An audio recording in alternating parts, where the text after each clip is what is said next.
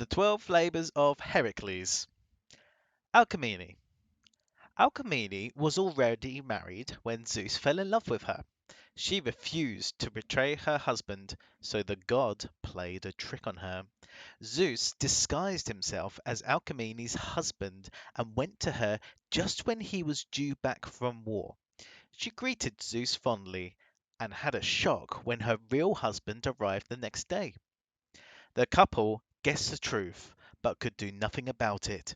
Alcmene had Zeus's son and called him Heracles, glory to Hera, to appease Zeus's wife. This did not work, and Hera made Heracles' life extremely difficult, as you can read on pages 37 to 39.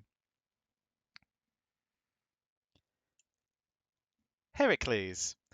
One of the Greeks' favourite heroes was Heracles. You may know him as Hercules, which is the Roman version of his name. He was exceptionally strong and brave, but Hera made his life extremely difficult as he reminded her of Zeus's infidelity, which was explained on page 23. The baby Heracles. When Heracles was a baby, Hera sent two deadly serpents to his cradle to kill him. Heracles strangled them both, surprising everyone with his strength. Hera's revenge. Heracles married Megara, had a family, and became famous for his great courage. Hera was jealous of his happiness and drove him mad so that he kill his wife and children. When he recovered and saw what he had done, he was horrified and asked the oracle how he could make amends. He was told to offer himself as a slave to King Eurystheus. Eurystheus set Heracles 12 impossible tasks. If he could do them all, he would get rid of his guilt and become an immortal. They were called his 12 labours and are described below and over the page. To kill the Nemean lion. This lion from Nemea has a hide so tough that no weapon could pierce it. Heracles had to strangle it with his bare hands. Afterwards, he wore the lion's skin as protection. To destroy the Lernaean Hydra. In the swamps of Lerna lived the Hydra. It had a dog-like body and 9 serpents' heads, which grew again each time they were cut off. Heracles had to strike off each head and seal its neck with a burning torch before he could kill it.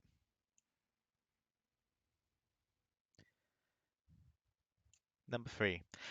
To capture the Cyrenian hind alive. This deer had hooves of bronze, horns of gold, and was sacred to Artemis. Catching it alive was even more difficult than killing it. Heracles stalked it for a whole year before being able to catch it in a net and carry it to Eurystheus. Number 4. To trap the Eumanthian boa. Heracles drove the enormous, fierce creature into the deep snowdrift, and when it was trapped, he tied it with chains. 5. To clean the Orkneyan stables. The stables of King Orkneys had not been cleaned for years and were piled high with dung. Heracles was told to clean them thoroughly in one day. Not even Heracles could have done it by himself. He succeeded, though, by diverting the course of a nearby river so that it swept through the stables and washed all the muck away. 6. To get rid of the Stymphalian birds. These were man-eating birds with bronze beaks, claws, and wings. Heracles startled them with a great shout so that they flew up and then shot them with his arrows. Number 7. To capture the Cretum bull. This bull was father of the Minotaur. It ran wild on Crete, causing great damage. Heracles managed to master the animal and take it back to Eurystheus by boat. Number 8. To round up the Mares of Diamendis. These horses fed on human flesh and were extremely wild. Their master was called Diamendes. Heracles killed Diamendes first and fed him to the mares. When they were full, they were relatively calm and he got them under control. Number 9. To fetch Hippolyte's girdle or belt. Hippolyte was queen of the Amazons. She was quite happy to give Heracles her girdle, but Hera made the Amazons think that he was hurting her, so they attacked, and he had to fight the whole army to get that belt. To fetch the cattle of Geryon. These cattle lived on an island in the far west, guarded by Orpheus, a two-headed dog, and the herdsman Geryon, who had 3 bodies above the waist. Heracles killed them both and drove the cattle home. On his way west, he placed 2 pillars, one in Spain and one in Morocco, to guard the Mediterranean. Number 11. To fetch the golden apples of the Hesperides. The golden apples belonged to Hera. They were kept by the Hesperides, who were the daughters of the Titan Atlas.